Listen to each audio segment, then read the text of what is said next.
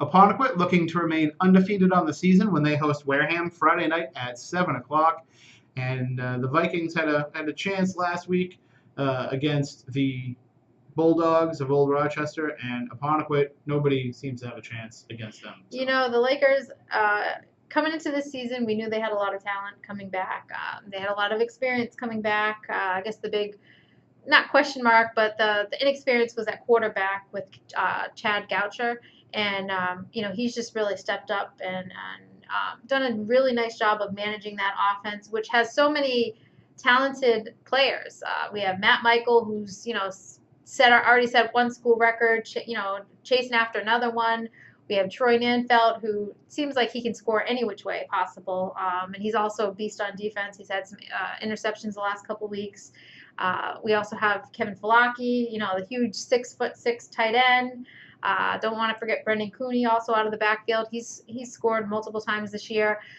And really, Chad's done a nice job of kind of mixing it up of, who gets the touches and, also keeping the defenses honest by connecting with Kevin Falaki, in the passing game.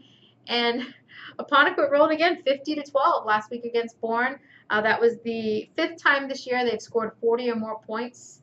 So they played 6 games, so there's been one game where they haven't scored more than 40 points. So I know earlier today I was looking on the Boston.com website, the Boston Globe website, and they had a bus. And on that bus was all the names of the undefeated teams left, I'm assuming, in the whole state. And Apponequet, sure enough, was written right across the the bottom of it. So we'll see if they can stay on that bus next week. And they're facing a Wareham team that has struggled. Right. I know losing to Old Rochester last week by just 1 touchdown, was not to say a good thing, but they kept it close and they seem to get things going, but then they do something to shoot themselves in the foot. Yeah, they have enough mistakes. And last week, I know they had a chance to tie the game on a 2-point conversion, and they just fell short. They didn't make the play, and then Old Rochester ended up getting another touchdown and holding on for the victory. But it's going to be tough against the Apponequet team. But then again, last week, I know Coach Bob Lobb was not too excited, which is hard to say you're not too excited when you win 50-12, but they had, I think it was 3 turnovers that they ended up losing, which, he said he can't remember the last time they've done that in one game. Right.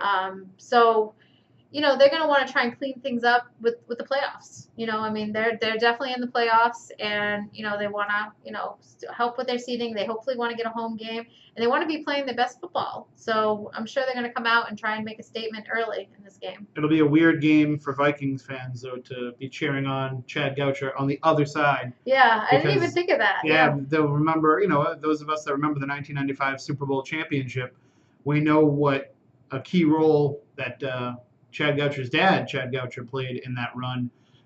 He set the school record for touchdowns that year, and since fallen a couple of times, but he just had a phenomenal season.